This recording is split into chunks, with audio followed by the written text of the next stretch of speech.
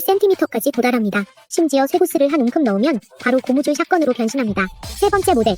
가격은 $120입니다. 솔직히 이 가격은 좀 비싼 편이네요. 디자인은 꽤 고급스러워 보이지만 진짜 중요한 건 성능이죠. 과연 그 값어치를 할지 한번 봅시다. 고무줄은 3가지 색이 있지만 속도는 다 똑같고 가장 낮은 속도가 겨우 77.2m/S에 불과합니다.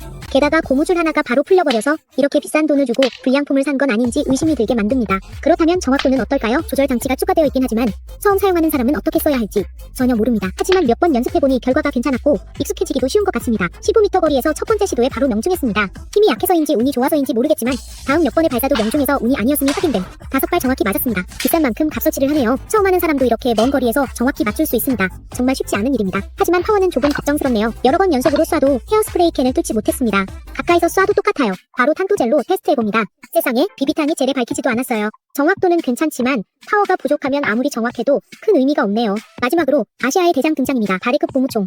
가격이 무려 $500입니다. 이 친구는 큰 돈을 들여서 이걸 샀어요. 부속품이 많고 조준경도 있지만 어떻게 조립하는지는 전혀 모르겠어요. 한참 헤매다가 조립을 끝내고 보니 진짜 사이버틱한 디자인이네요. 이제 쏠 준비가 됐어요. 비비탄을 장전하고 안전핀을 걸어요. 완전히 석궁 같아요. 장력이 세서 발로 밟아서 줄을 당겨야 해요. 이 디자인은 총이나 복합석궁이랑 정말 비슷하네요. 빨리 속도를 확인해보자. 속도가 엄청나게 빨라질 줄 알았는데 3가지 색 고무줄 중에서 빨간색이 제일 빨라도 시속 107m밖에 안 나오네요. 혹시 이 무기의 파워를 제한하는 법이 있을까요? 조준경을 달았으니 정확도도 꽤 괜찮지 않을까요? 게임 경험에 따르면 조준만 하면 맞출 수 있을 것 같지만 실제로는 생각만큼 간단하지 않아요.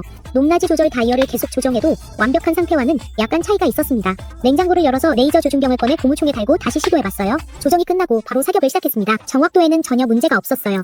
약간 빗나가는 건 사수의 손이 조금 떨렸기 때문이에요. 그래도 거의 만점에 가까운 결과였습니다. 이 풀옵션 고무총은 정말 조준한 대로 정확히 맞아요. 마지막으로는 파워 테스트입니다. 구슬이 쟤를 뚫지도 못하네요. $500나 주고 이렇게 약한 걸 샀다니 좀 실망스럽네요. 여러 테스트를 마친 후 실험자는 다시 $20짜리 기본 고무총으로 돌아왔습니다. 처음보다 기술이 익숙해지고 힘 조절도 더 정확해졌기 때문이죠. 첫 번째 고무총의 속도가 놀랍게도 1 위를 차지하며 무려 초속 122m에 도달했습니다. 그렇다면 가장 강한 이 고무총으로 인체 모형제를 시험해보면서 실제로 몸에 어떤 손상을 입히는지 확인해보겠습니다. 여러 번 연속으로 쏘았지만 쇠구슬은 모형뼈를 뚫지 못했고 뼈에도 손상을 주지 못했습니다. 결국 피부에만 상처가 남는 정도였습니다. 결국 고무총으로 사람에게 위험을 주려면 직접 개조해서 만들어야 할 것 같네요.